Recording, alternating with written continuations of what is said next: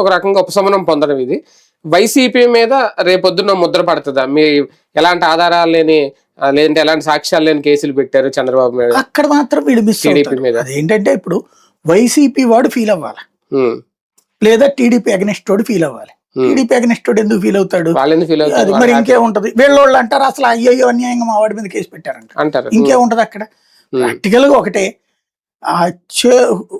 Power ని ఎలా misuse చేయొచ్చు లేదా లూప్ హోల్స్ ని ఎట్లా వాడచ్చు అన్నది బాబు గారికి ఎవరో మంచి టీం ఉంది. ఇదివరకు మన మోడీ టైంలో పెట్టుకొచ్చినటువంటి విధానం ఏంటది, సిబిఐని రానియకుండా ఉండటానికి. ఎప్పుడో సిబిఐ ఢిల్లీ పోలీస్ యాక్ట్ ప్రకారం ఉంటది, దానికి ఏడాదికోసారో 2 ఏళ్లకోసారో మనం రెన్యువల్ చేస్తూ ఉంటాం పర్మిషన్. ఆ పర్మిషన్ ఆపేస్తే సిబిఐ చేయడానికి వీల్లేదు అన్నటువంటి పేరుతో ఆనాడు మొట్టమొదటి అసలు భారతదేశంలో సిబిఐని బ్యాన్ చేసింది ఎవరు? చంద్రబాబు. వద్దన్నారు అసలు. ఎవరు నేర్పారు అది? అంటే ఆయన మనుషులు ఎవరు నేర్పారు. ఇప్పుడు ఆ దేశంలో అనేక రాష్ట్రాలు పాటిస్తున్నాయి. అట్లాగే ఇప్పుడు చూశాక దేశంలో అనేక రాష్ట్రాలు రేపు బాబు గారిని ఆదర్శంగా తీసుకుంటాయి కేసులు ఎట్లా అనేది. రామోజీరావు గారి కేసు తర్వాత ఆయన పేరేంది, ఉండవల్లిది, దేశంలో ఫైనాన్స్ కంపెనీలు ఎట్ట మోసం చేయొచ్చు అనేందుకు ఓ రోడ్డు చూపించింది న్యాయస్థానాలు, మార్గదర్శి ఫైనాన్స్.